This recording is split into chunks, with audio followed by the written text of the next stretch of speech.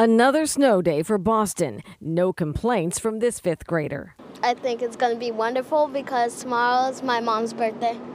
But with no more snow days to spare, some parents are debating whether Boston called off too soon. I think they did, yeah, because since this morning it was supposed to snow, but they didn't yet, so I don't think we're going to get it. I think if it would have been yesterday, it would have been too soon, but for tomorrow, it would have been okay. The problem is this latest storm has been tricky to call. The timeline keeps shifting, so does the snow line. But the morning commute could be dicey. So as Boston public school officials explained on their website, it's a safety issue, and schools will be closed as a precaution. Of course, meeting that 180 school day requirement has become a problem for dozens of districts who've exceeded their budgeted snow days. In Dracut, the makeup plan includes an early release day on Good Friday and holding classes on the Thursday and Friday of April vacation. Just a tough situation, but I feel like the whole vacation thing isn't the best thing to do. In Andover, the decision was made to preserve April vacation and make up snow days on Saturdays in April and May.